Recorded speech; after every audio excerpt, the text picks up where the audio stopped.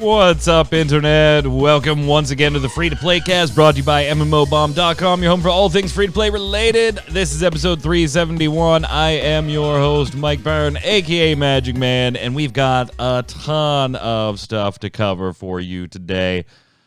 Just an absolute shit metric ton of stuff here, and we're starting 20 minutes late. So we're gonna get through it together. Have a little fun, talk about Path of Exile and TERA and Tencent and Sequence Storm and Paladins and Fortnite and... Well, you know what? First, let's just introduce the hosts. On the line, Miss Quinlan Bowers. What's up, Q? You know, when you do your intro, yeah, I almost feel like I'm out of breath. Like, when you just roll through all the stuff. It's so rehearsed at this point. Also on the line, Mr. Troy Blackburn. What's up, Noob Fridge? Or you're 40 minutes early. Yeah. if the show started at 2 Eastern, which it clearly does not, by the way. If you want to check out the show live, we do it live Friday on our Twitch channel, twitch.tv/MMOBomb at 1 p.m. Eastern every Friday. And then we have streams currently Monday, Thursday, and Friday at 2 p.m. Eastern, with Tuesday and Wednesday being some fill-in days right now with Jason and possibly Q in the future. So we'll see. But definitely Monday, Thursday, Friday's locked in at 2. Yes, you would be 40 minutes early. Troy, before we get to the news and stuff, I just wanted to get your reaction to the big news. The big news. And that is... Bless Mobile taking signups. Pre-registration on Android started a few days ago. I got a trailer for you. I'm going to show it to you. If you pre-register, they're going to give you $50 worth of bonus items as a welcome gift once the game officially launches. Bless Mobile. You've got to be all about. Are you? Tell us. Are you going to be a berserker, a guardian, a mage, a paladin, or a ranger? Which is it going to be, my friend? So $50 worth of gifts if I sign up now. That's what they say. Yeah, I don't know what the gifts are and who decided the monetary value.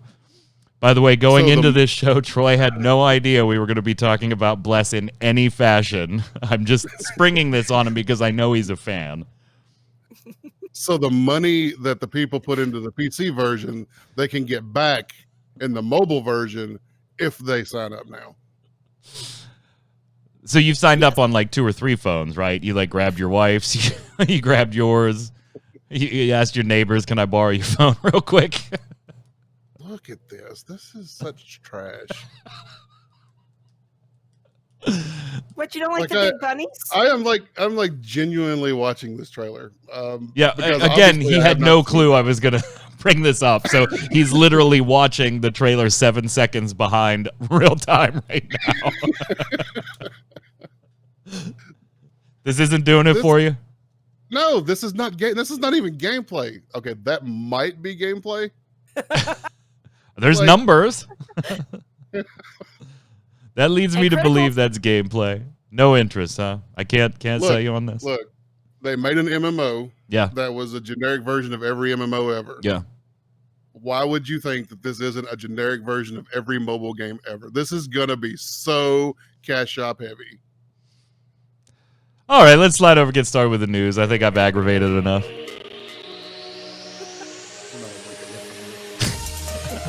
I can't even hear what he's saying because of the music for the bump playing. All I can hear is that he was fucking grumbling under the bump. He said he's not awake enough for this. All I can hear was... That's all you need to hear. What is this? Why will this game not go away? Why does it keep coming back in so many different versions? It just never dies. We've been talking about this stupid game since the first time I ever came on this show. The very first time I came on this show, I was like, years ago, I was like, why is this still a thing? Like, this isn't going to happen. This is trash. And here we are all these years later. I've been awake for 20 freaking minutes, and we're still in 2021 talking about Bless. How does this keep happening to me? You haven't even had a chance to have breakfast yet. No! I'm still caffeinating. We spring that stuff on you. That's not right. I thought you were friends. Okay. On that note, let's talk about something I know you do enjoy, even if it's not something you personally play all the time. But you do have a lot of respect for the company and the way they run their business. So we'll go in the opposite direction, Troy. Grinding Gear Games and their latest Path of Exile expansion, which I did an MMO Thoughts episode thinking it was a huge, terrible idea for them to delay things due to Cyberpunk back in December. Apparently, this is why I don't work for Grinding Gear Games, making the decisions on whether or not to delay things, because as it would seem, delaying things was probably a net good for the expansion. And, you know, hey, I'm a big man. I can admit when I'm wrong. So you had to wait an extra month for the content drop, but damn, did it pay off. Now, was it because it was delayed, or because people were eagerly anticipating this particular content, or because there was a little extra drought in time before the content? Who knows? I mean, there's a lot of factors that go into these numbers. It's not just them delaying it, I'm sure, that helped here.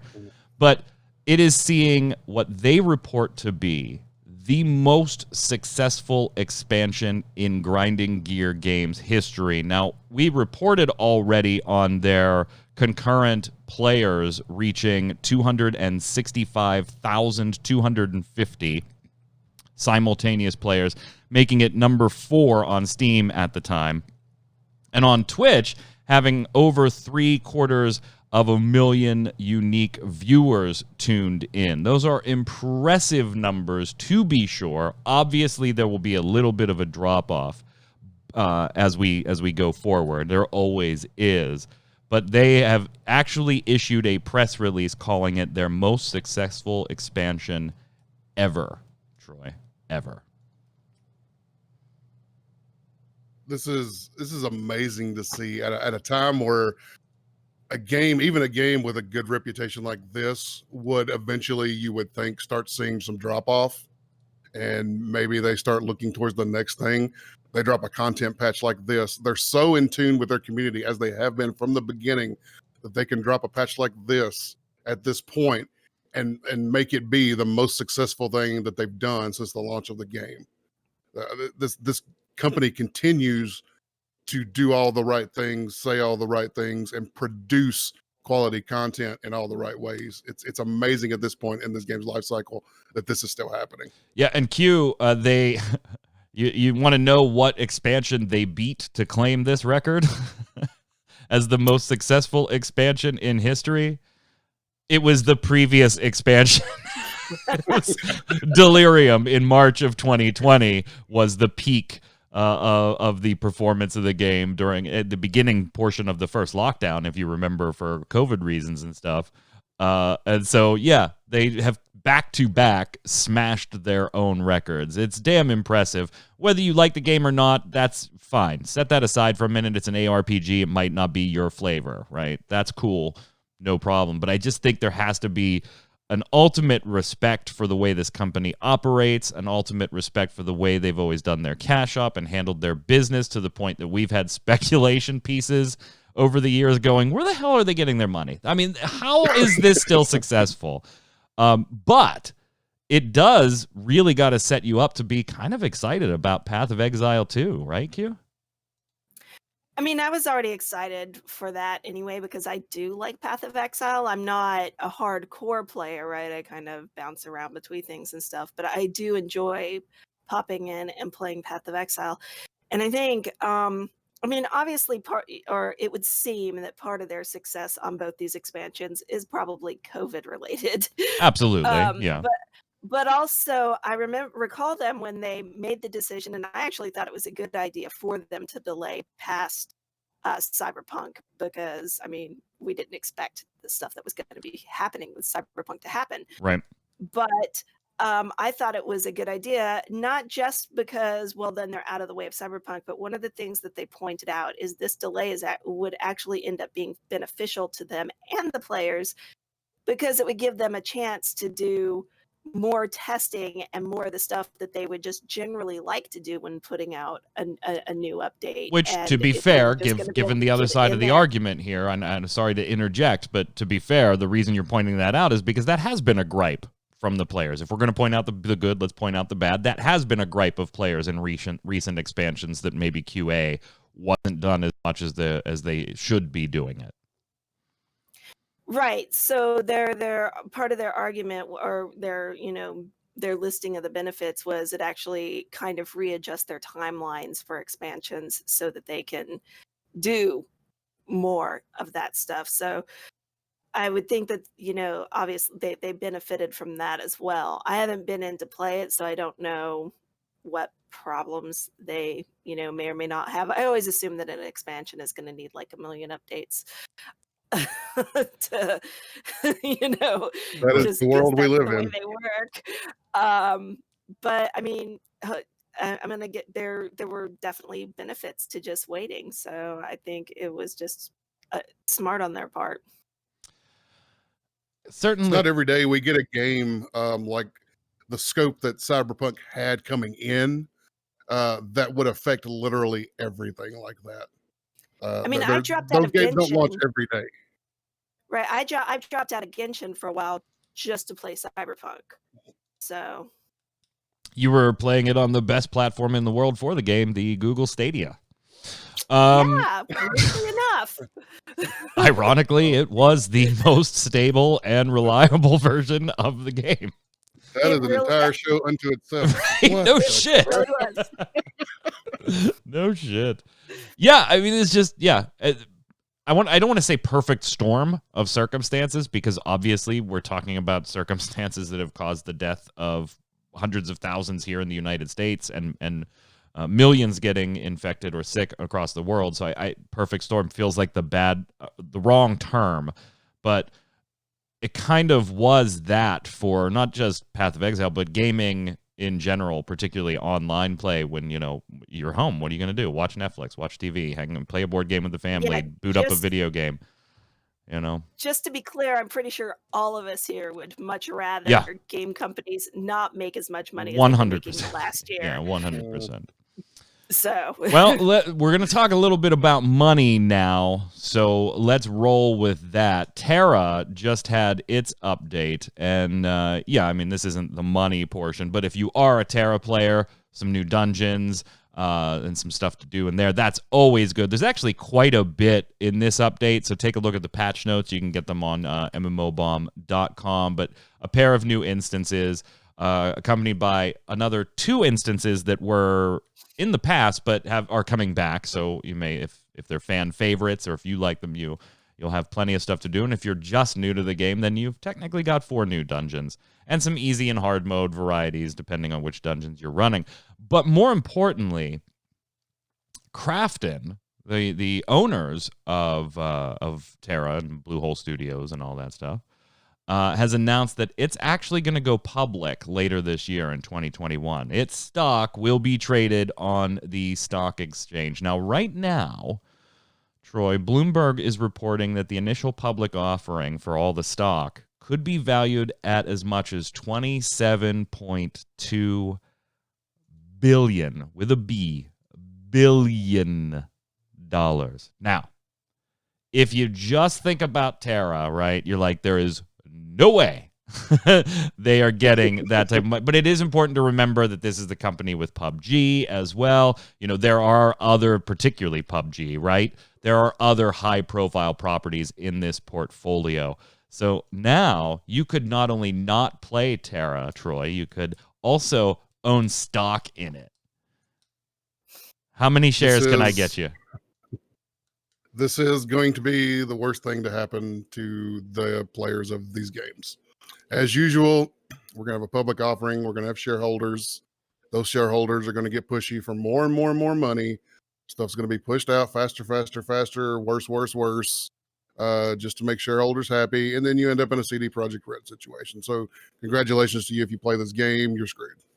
Yeah, and it's not like this game has the best reputation. Like they were okay in the United States when they were under NMOS Entertainment, but now even here in the West, Q, it's all under GameForge, which really did not have the best of monetization reputations within TERA and other games that they publish. So, yeah, it's hard to not hear what Troy said and go, he's probably right. You know what sucks is this should be an exciting time, right? This huge influx of cash should mean great things for these games going forward. The future is established. You know, the company's getting all this money. None of that's going back into the games. That's all going into shareholder pockets, CEO pockets, that kind of stuff. And then all you've got is the push from shareholders to make more and more money going forward. This should be great for the games themselves. These should be the opportunities for huge upgrades, quality of life improvements, all sorts of things for the gamers, but that you're not going to get any of that.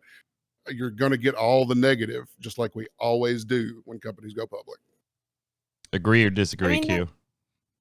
Oh no, I agree. I'm just thinking, they could just skip the whole thing, sell themselves to Tencent, and then just avoid all of that. Right. That is the one upside of Tencent owning companies is they're like, all right, we own you now, but just do whatever you're doing.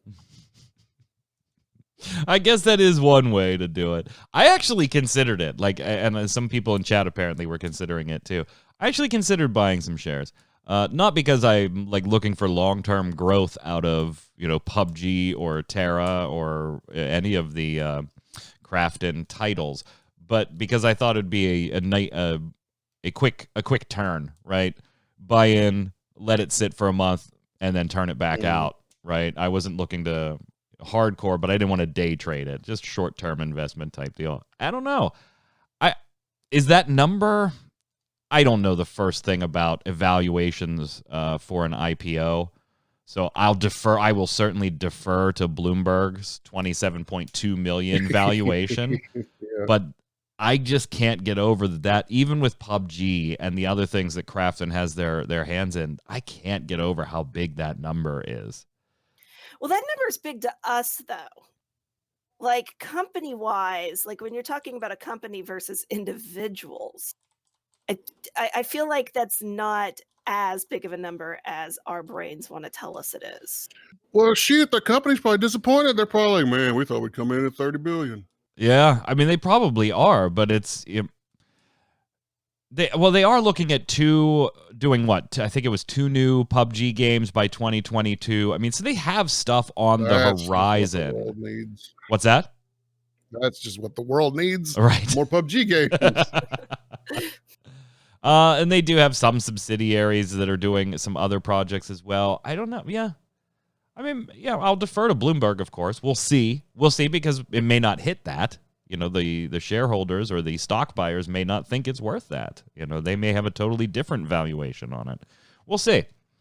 That should happen later this year. We'll, of course, keep you posted on that.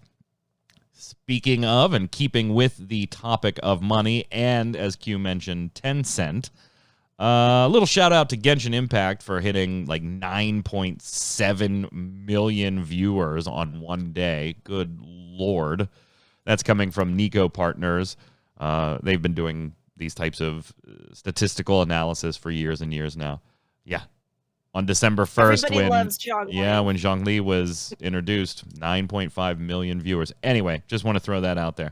On the other side, Tencent, as Q mentioned, pretty big company.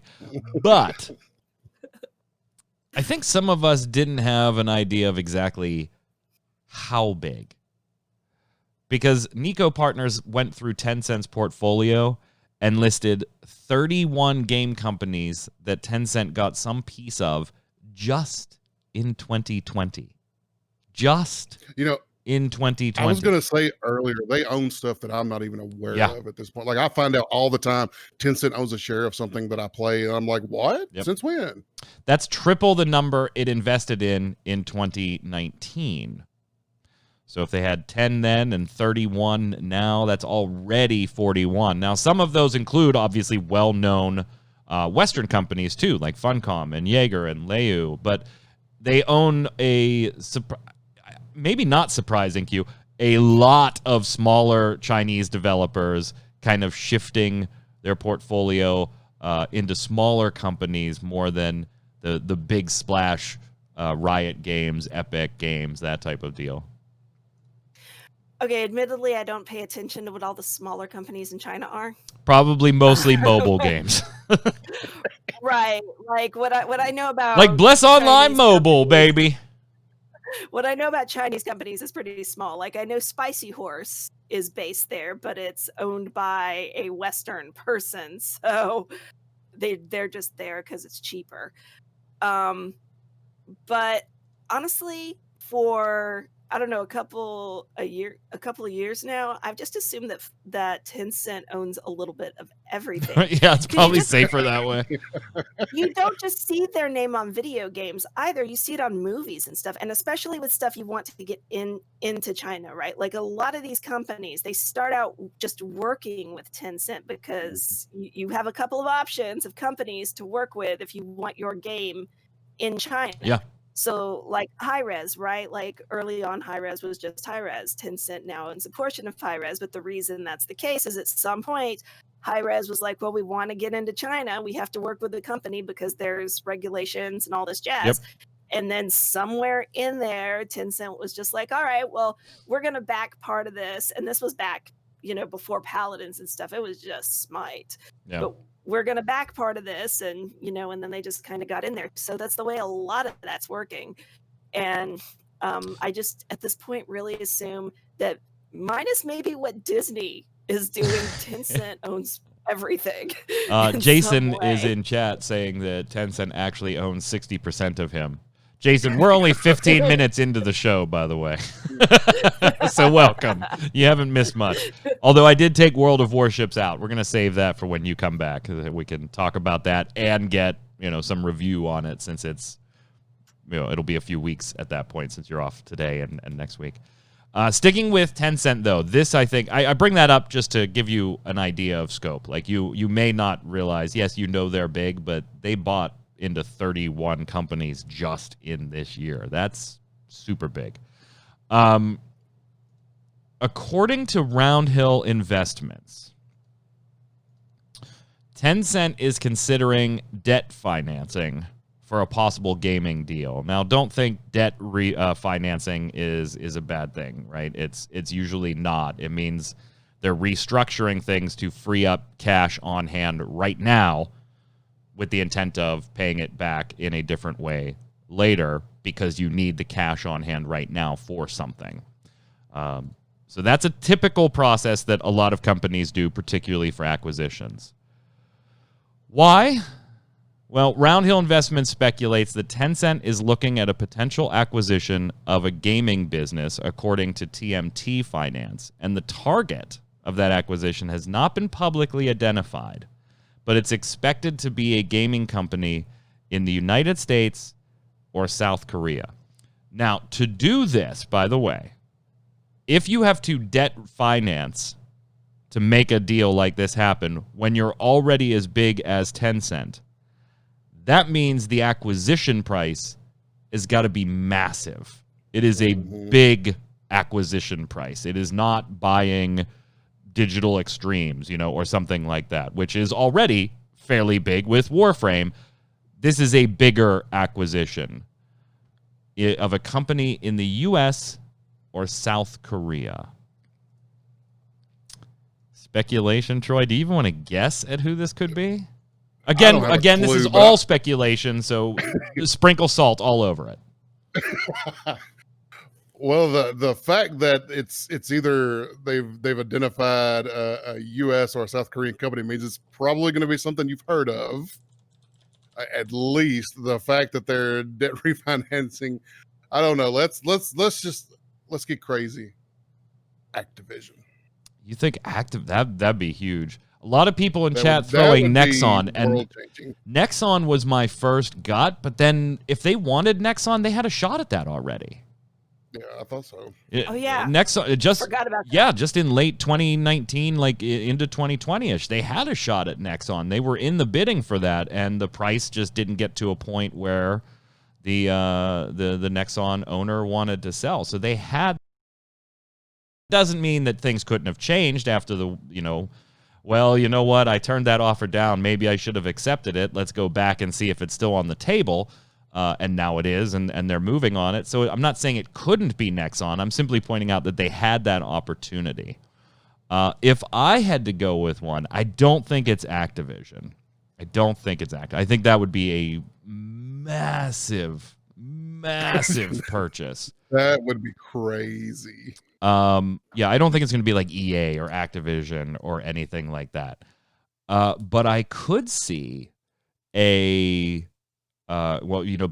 off the table because they were just acquired by Microsoft. So you'd kind of take them off the table. I don't think Microsoft's in any desire to quick sell that or anything. Oh, that'd be sweet, though. You'd be like, dude, Microsoft just bought and flipped Bethesda. Tencent just buys Microsoft. They were like, we bought this broken down Bethesda house, redid the kitchen, and flipped that shit. I think Perfect World Entertainment is on the table. I think that is probably a decent grab for them. That would cost a substantial amount of money, but also seems like the type of thing that Tencent, the type of portfolio that Tencent likes. A mix of buy-to-play, a mix of free-to-play, a mix of maybe a little bit aggressive monetization, but not enough to really turn off huge swaths of players. You either like Perfect World or you don't. That's fine, but it's not overly egregious loot boxy. It's just annoyingly aggressive advertising in most cases. So I think that's a possibility. NCSoft, I think, is always in play. Not that they're always looking to be bought or in trouble, but I think they're always open to it. Like they talked to Nexon about acquisition one way or the other years ago, and I think they're always kind of just, how much you want? No thanks. One of those companies. So I'm looking around that level, like a Nexon, a Perfect World Entertainment. What about you, Q? Okay, this is the stuff that I'm really bad at because I just don't understand money that well. But because when you were first saying big companies, I was thinking, God, like what's left, at least here in the U.S. Right. Because you have like Blizzard, which I think they already own part of. I'm pretty sure, and like BioWare was the other one that I was thinking of, but I think you're probably spot on with Perfect World because, like you said, it's not they've already got a set base. Their monetization isn't the worst thing in the world. Like there's still people that are willing to go in for it. Obviously, like they're not suffering in any way, and they have a fairly expansive library of games. So and successful mobile department. All the things that Tencent likes, and I could be totally off base with that guess, right? I'm just literally guessing. Yeah. But it just seems like a big enough portfolio where you would probably have to do some restructuring if you were going to do full-blown acquisition, not just owning parts of, and the type of portfolio they really like. Chat's also saying WebZen. I don't think Tencent needs to restructure to buy WebZen in any... I was going to say the same thing about Daybreak. It's already been proven that Daybreak can be bought and sold without anybody even knowing. Yeah. So Tencent may already own Daybreak and we just have no clue. Yeah. Like nobody actually wants to admit to it. Like, I could probably, at this point, I could maybe buy Daybreak without restructuring. What are you linking, Jason? What is this? Klein Entertainment. Clay. Freaking. Clay. Yeah. This is coming through right now. Right now. Oh my God. Breaking news. It is not Perfect World. Oh shit. They bought Clay. I want to take a moment. I would never have guessed this, by the way. To take a moment to announce that we have agreed to a deal for Tencent to purchase a majority stake in Clay Entertainment. As part of this agreement, Clay retains full autonomy of creative and operations across all aspects of the studio, including projects, talent, and more. And there is a post on their studio website in the forums about like what's going to change and why are we doing this. He just linked a Twitter thing too. And I would just like to point out that full autonomy thing. We would absolutely 100% not believe it if it was any other company buying somebody. We would just be like, yeah, that's here's bullshit. They're my gonna break thing. you down. Clay is not as big as No, I wouldn't I have don't imagined think. it was that big. Yeah, I don't think this is a I wonder if restructure. I mean, they have I like wonder if they're making multiple purchases. they have like or something. 35 employees. They Oh. don't need to restructure to buy this. And for those of you know watching the by a show portion of who 'em.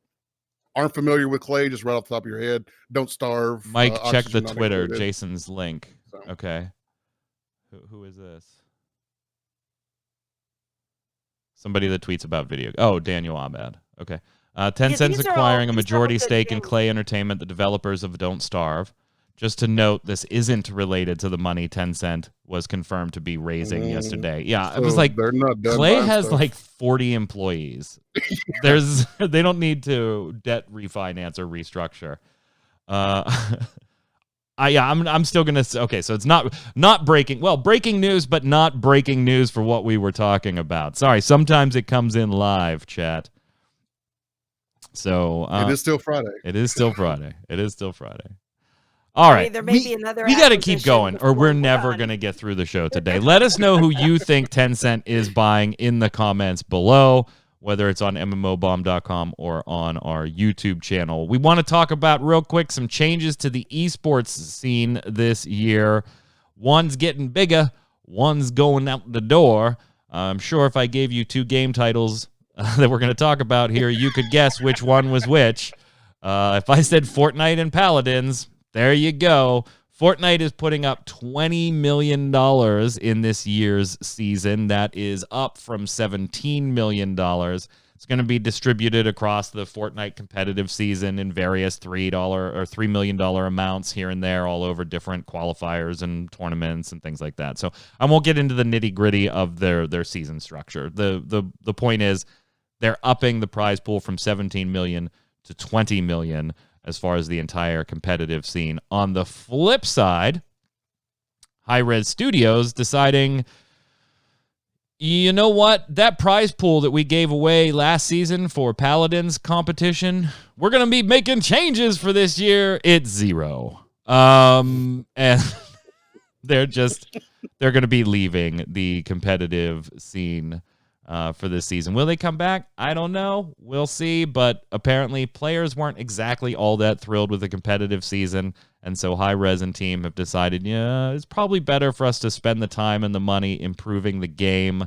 rather than trying to manage this esports scene that really isn't working. Troy, what's your take on either of these? That's, in all honesty, that's been where Paladins actually is since this iteration of the game officially became the game, and that is, it's always needed more work. It's always had so much potential, but you get in there and there's these bugs and there's these issues and there's these things that just don't work right. There's stuff in the UI that still doesn't work right to this day. They have pages crash all the time. It's the weirdest thing to be as promoting themselves as big as they are and to have some of the issues that they still have in the game. It's pretty amazing. So take a step back. Will you ever come back to esports? Is there really that much interest in you as an esport? I don't know that your game is that big. I enjoy the game. I like it more than Overwatch, but it definitely has its issues, and it would be nice if they actually did spend time going in and making vast sweeping improvements to the game. I just remember doing the first look for Paladins, and they typically, in high-res fashion, I use it as a verb. They high-resed me. I did It's probably completely different like the next day. I did the first look, and like 3 weeks later, it was an entirely different game, and I'm like, well, fuck. There goes that. I just remember I really, really enjoyed the game, and I was decent at it. Like, I wasn't, perfect or anything, but I had, a 75% win rate, which is phenomenal for me in a shooter PvP-ish game. And then they started making changes to it, and I was like, wow, how are you making changes to make the game better? And I continue to get worse at it with those changes. So I just stopped playing. I'm not surprised by this. Honestly, if Q, you had sent me a list of all of hi-rez's games, and you said, Smite and Paladins and and he gave me a list, and you were like, one of these does not have a competitive season. Which one is it? I would have guessed Paladins, even if you were lying to me and they all had competitive seasons at the time. Like, I am totally oblivious. I know a lot of people watch that stuff for drops, but because I'm not playing the game, I don't even have the interest to do that. I can't say I'm surprised here. And I do have to ask the question, Q, is Fortnite ever going to wane a little bit? For crying out loud, it just seems to keep getting bigger and bigger and bigger. And it's really funny, too, because you think that, all the kids are playing Fortnite, and, like, my housemate's kid who's 13, I think he's 13. Anyway, he's just like, "Oh, God, Fortnite, ew." So, I don't know. I mean, it's good for them, though, and I'm gonna assume that a good portion of the growth, again, is COVID related. Yeah. Because it just gives them something to do. So, I don't know, maybe once everyone's vaccinated and people are allowed to leave their houses without making each other sick again and, stuff like that, it might drop a little. I have no idea.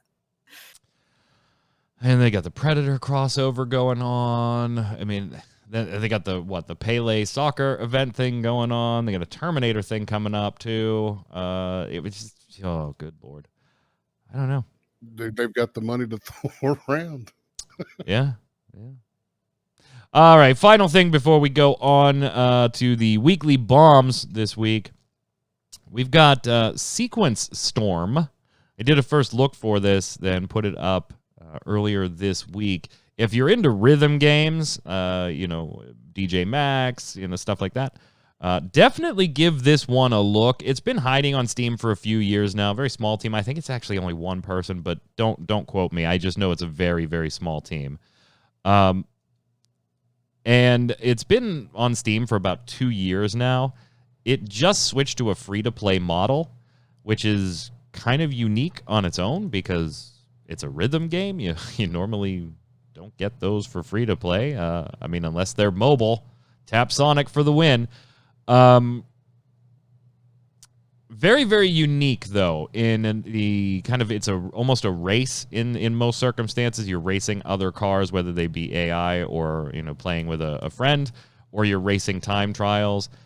Can be a bit challenging as far as the buttons just to get used to it. It's the tutorial does kind of ramp you up, but you're going to be playing with all buttons by default.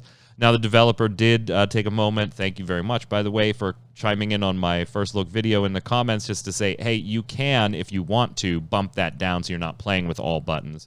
So right away, the tutorial will put you in with like 8 different functional things that you have to do as you're racing down the track in time to the music, but you can scale it back. There's one aspect, Q, I'm going to let you talk about because I know this is near and dear to your heart as far as when developers do this type of stuff. So before I send it to you, I would just say I love rhythm games. If you see me on Ready Check Radio playing, DJ Max, I'm going to start streaming some Beat Saber from the Oculus Quest on the channel as well. I love rhythm games. This is a great one. There is a ton of shit there for free. You get Act 1 and Act 2 of the story. That's like 28 different songs. You get the arcade mode for that. You get the track creator. I mean, there is a ton of stuff. All the levels of difficulty, by the way. So you can start at beginner on all those 28 tracks and go all the way up. If you want the rest of the stuff, the DLC is super cheap. Throw a couple bucks at the damn developer. Get the DLC. Finish Act 3 and Act 4 because, yeah, by the way, it's a rhythm game with a story. If I'm giving this a little bit of a review and the cyberpunk story part, there's very funny moments in it. It's kind of a cheesy little story, but there's some genuinely funny moments in it. If I was reviewing this is easily like an 8.5, 9 out of 10 for me. Great rhythm game, great mechanics. Obviously, it's unlicensed music, so it's very unique to hear tracks that you've never heard before and find your favorites and then maybe buy the soundtrack. All in all, very pleasantly surprised that this is in the free-to-play market. And Q, there are a million accessibility options in this for a game that comes from what is like one person or just a couple of people. When you compare it to AAA titles, the level of accessibility options is just astronomical here. Yeah, it's actually kind of funny because when this, or I think, was it me that found the game on Steam? I don't remember anymore. But anyway, when we were talking about it, and Mike's like, okay, well, I love, these rhythm games, and I'm going to go play it. And he comes back and we're talking about it. I think I had written the article, and he's like, it has a ton of accessibility stuff. Yep. And I'm just sitting there going, well, that's amazing, because we have to, like, I see, and you see it on Twitter all the time. I've like, you don't realize it when you're playing games with people online, but there are people that need special stuff to be able to play. Like when I first started playing EVE Online eons ago, my corp leader was deaf, so we couldn't use voice chat because she didn't want to miss out on anything that was going on. We were only allowed to talk in regular chat. And I don't think a lot of people realize how many people need, like special stuff like that. And of course, with a game like this, right, it's going to be color's going to be a big thing. People, and here's, with color blindness and stuff like that. But you go and you play a AAA game and you see all the things on Twitter, and the amount of people with color blindness that are literally begging companies with hundreds of people developing games to put stuff in for color blindness is insane. So the fact that a little company like this did it, and they're based, and now you're, 2 years after launch, you're getting the game for free, is, it's amazing. And it just more companies overall need to it even goes beyond that. Like by default, when I booted it up, the narration of the menus was on. Like just that is just a subtle, because you don't think about that. You're like, oh yeah, there's a ton of accessibility options. Well, I can fortunately see the menu, so if I need them, I'll go in and use them, right? But you don't think about somebody that can't see that. Where do they start? By default, the menu narration is on. The game has so much accessibility that even if you are a blind user, you can swap the game over to audio cues instead, and play. You still play the game without being able to visually see the tracks and everything flying at you, because obviously rhythm games are, generally speaking, very, very visual aspects, visually aspected in games. This one has options that you can play it blind if need be. Through audio cues instead. Troy, what's your overall feeling about the game itself? Are you into rhythm games at all? I don't think we've ever talked about this genre because there's so damn few in the free-to-play space. Yeah, in the free-to-play space, we don't run across these a whole lot. I'm definitely going to check this one out, though. This looks interesting. It's super challenging. It can be super challenging. But the music was great, too. I mean, that's obviously a huge thing if the music sucks in a rhythm game. Particularly for a non-licensed music rhythm game, it's not going to last all that long. And the DLC, like it's not it. Sometimes we don't cover things like this because it seems like it's a free trial, right? And Q and I, we have these debates all the time. Should we really cover this game? This feels like more like a free trial. You're basically getting half the damn game for free, and if you never wanted to buy anything else, you would have hours and hours and hours and hours of challenge and fun and track building. And I mean, you can't go wrong there. And then when we saw that the DLC normally is priced at $7 per for two different ones, so $14 gets you Act 3 and Act 4. If you don't want any of the cosmetic stuff. Oh, by the way, it's bundled and on sale, so like now you can get it for like $9 or something. We were like, yeah, we're going to cover this. This is pocket change if you want to support the developer at the end of the day. It's literally pocket change. Mike, yeah. Speaking of the developer, he's in our chat, or they. Special Magic Game. Oh, yeah. Special Magic Games. Hey, thank you for stopping by. Are you a singular person, or do you have a very, very small team? The Twitter always refers to I, so it makes me think that it's one person. But I don't want to shortchange the credit of, a couple of people here. Just single person team. Okay, so it is very, very small.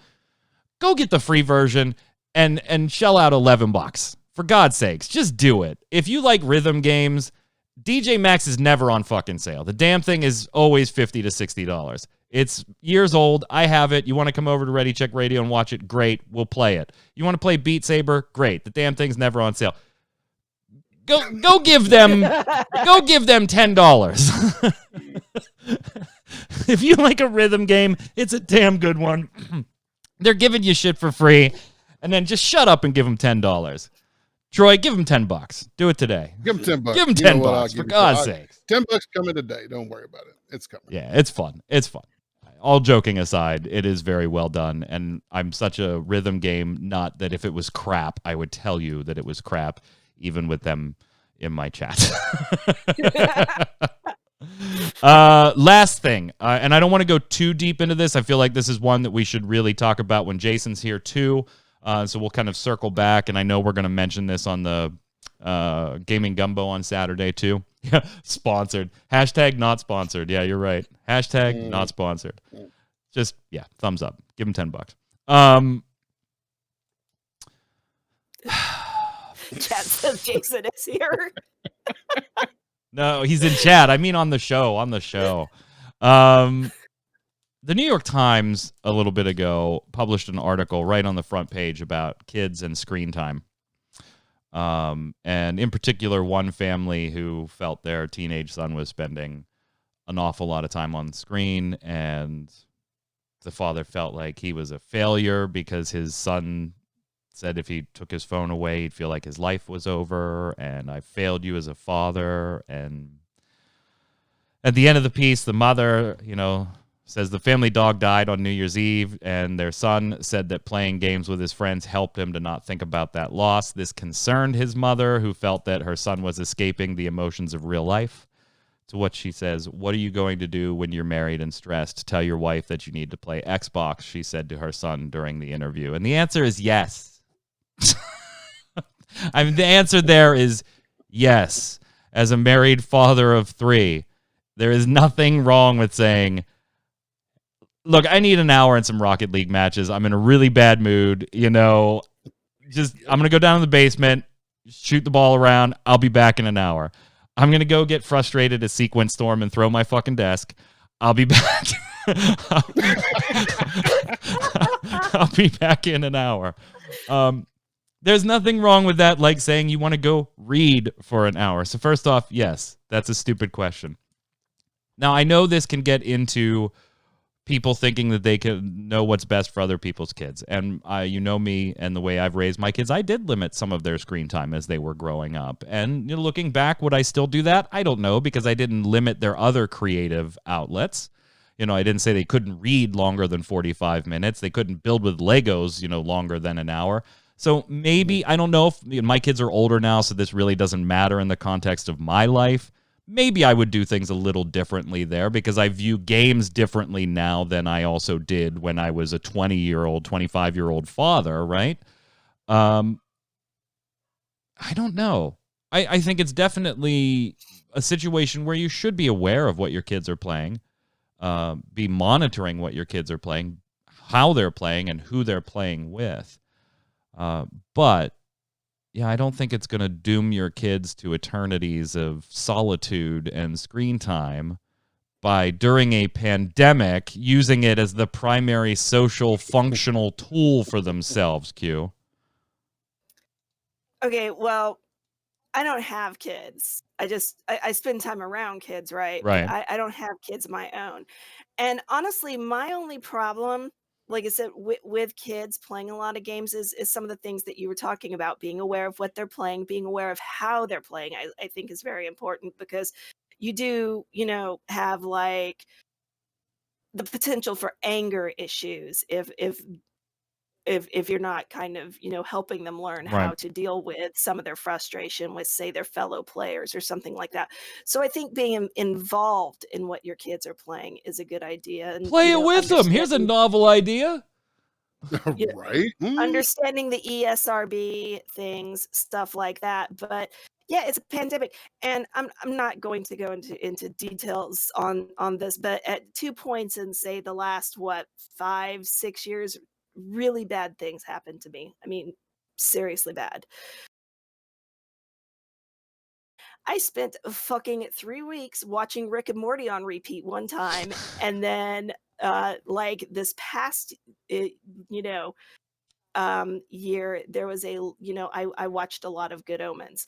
Like, so it's there are things that help you cope. The difference is those were events that happened Right.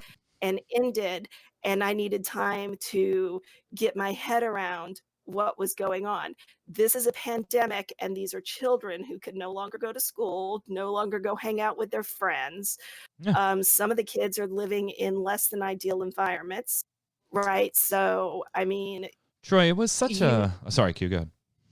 you find support and comfort and stuff where you can, and if it happens to be Fortnite for these kids right now, then that's what it is. Yeah, and Troy, don't misunderstand. Like, too much of anything can be bad, right? And I say I don't know if I would do things differently, because looking back, the reason I limited and my wife limited our kids' screen time wasn't because of the screen time, which is what the article is making. It was because they were on a schedule. It's, you have to do your homework, you have to do this. So I can honestly look back and say, I don't know if I would do it differently. I may still limit their screen time because it wasn't being limited because I thought the screen time itself was bad for them. So maybe it would stay that way. But there's, and you know what? how about play with them? And yeah, there's also certainly the aspect of there are problems with games and playing games too much. In some cases, some games are built expressly to go after you psychologically into spending money and doing stuff like that. We're not talking about that. That's an entirely separate topic. But the idea in this article was that their parents were just unhappy and felt like they were failures, and both of them were over dramatic to the point of just mental exhaustion on my part, with little Johnny spending 10 hours, 8 hours, 4 hours, 2 hours, whatever the time was, playing Fortnite with his friends, and he doesn't want to do anything else. Well, one, he can't really do anything else, and two, if you want him to hang out with you, maybe pick up a controller and figure out how to play Fortnite for 5 minutes. They'll laugh at how bad you are and have a great time with dad and kids. You know how many times my kids stream Rocket League and shit with me on Ready Check Radio? It doesn't mean you have to like it. I didn't like pushing the damn Little Tykes car all over the damn neighborhood, but the fact that I was doing it with my kid, I did like it. I did like it, Troy. Right. Here's another point too. When I was a kid growing up, I grew up way out in the middle of BFE. So like during summers, I couldn't have friends come and visit me really because I lived so far away that, it just wasn't a thing that we did.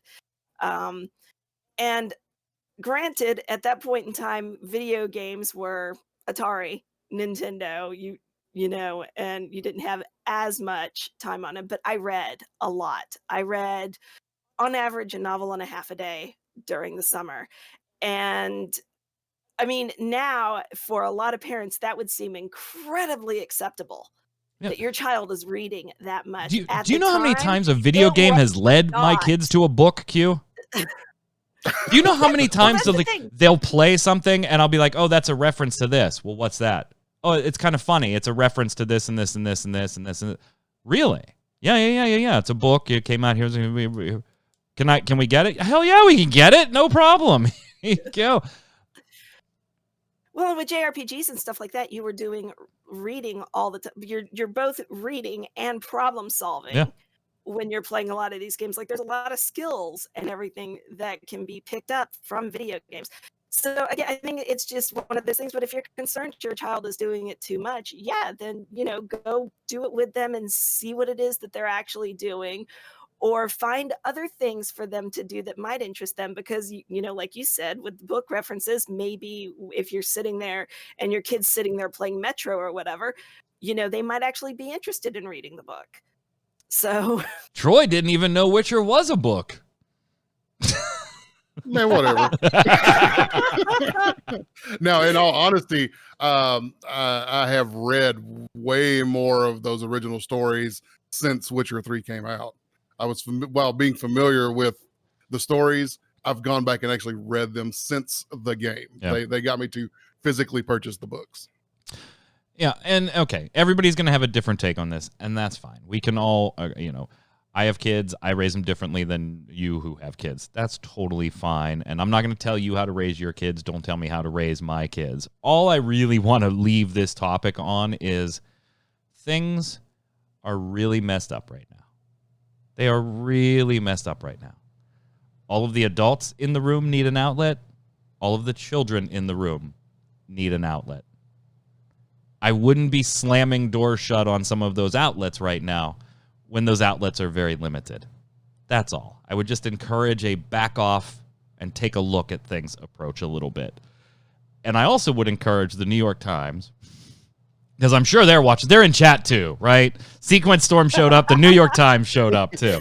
I would also encourage the New York Times to not put bullshit like this on the front page of the New York Times, particularly days before the inauguration, when, you know, there was some other stuff going on that I'm pretty sure was front page worthy news, for God's sakes. Let's slide over to the weekly bombs and get out of here.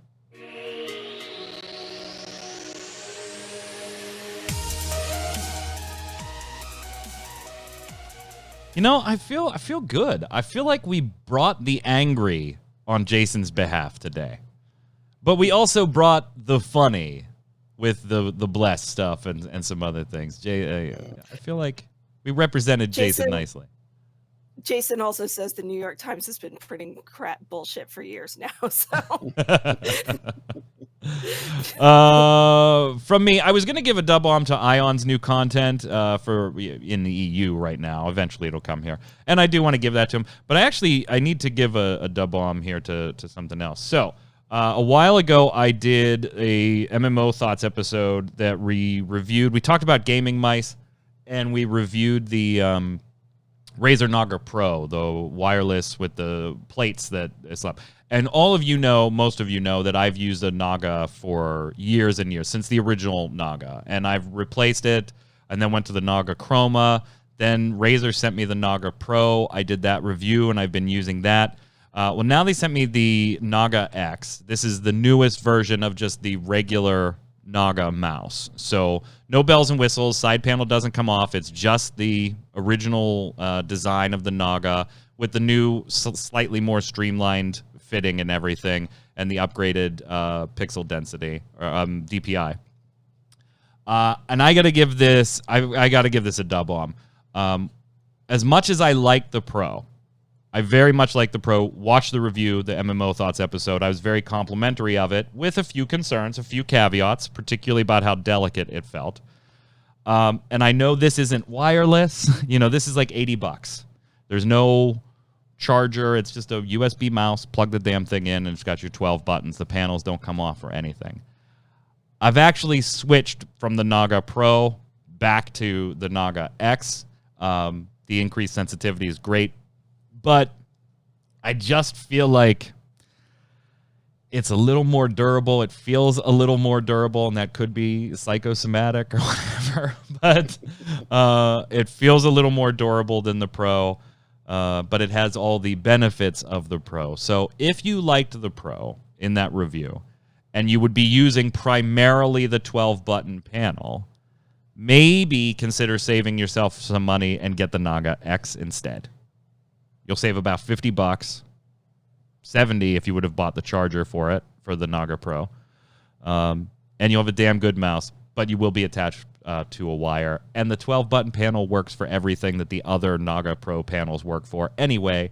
So, you know, they're just always going to be in a 12-button format. So I'm going to give a dub bomb to it. It's nice having the old guy back, the old regular guy back, and I'm really digging it. So I got to give it a dub bomb. Thumbs up to Razer.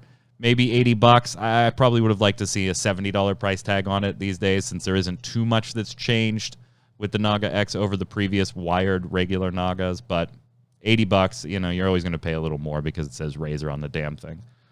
Go ahead, Q. all right. So if you ever get any Logitech stuff, you're sending it to me. There you go.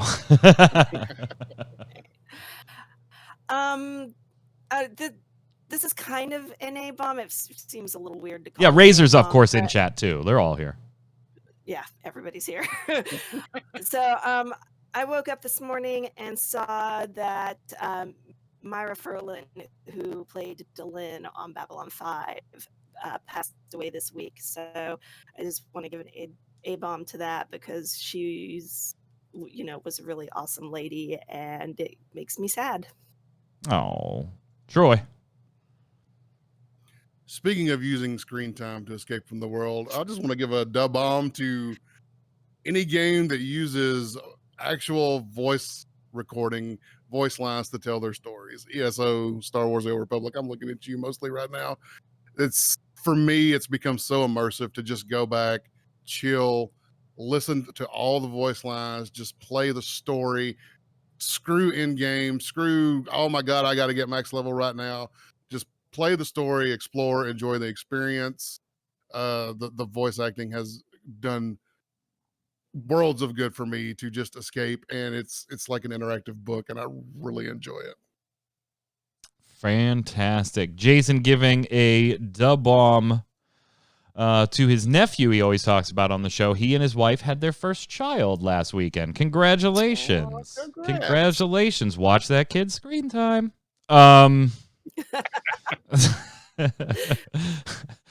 the viewer, Scott Frame says, "Da-bomb to Jason for the great reference to the talking heads on last week's episode." It is. He couldn't wait to write that article on what was it, Warface, and their shooting mechanic changes because he wanted to make that talking heads reference. A-bomb to Jason because he doesn't like Yu-Gi-Oh! From Stojanowski in chat. Go ahead, Q.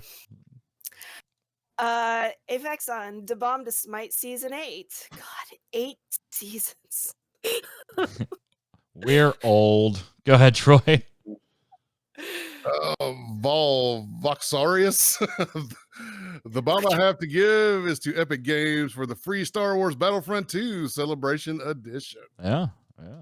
Before they were just stealing the money from loot boxes. Now they give you the game for free. Boxer says, giving a dub bomb to Microsoft for giving me a good laugh reading the story about them trying to buy out Nintendo in the 90s.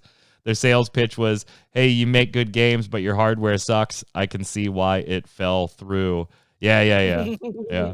We covered that on Gaming Gumbo. We all thought that was funny. Jason going ahead and giving Stojan an A-bomb for not properly formatting the name Yu-Gi-Oh! Chat, you should know better. We had that conversation in last week's post show. See, this is why you should join us live, twitch.tv/MMOBomb. Waylon says, the amount of smooth brains that want to play an outdated pay-to-win trash full with cheaters like AVA is staggering. That is a lot of adjectives. Go ahead, Q.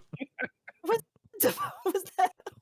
What kind of bomb was that? That was an A-bomb. That was an A-bomb.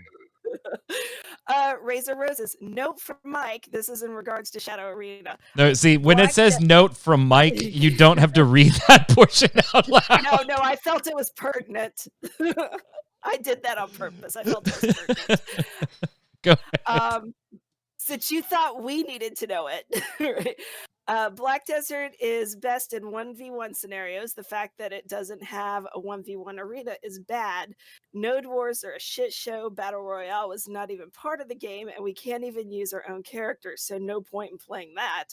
They either add Battle Royale to the main game and let us use our own characters from the main game just with base stats, or add 1v1 arenas with rank systems kind of like Blade and Soul.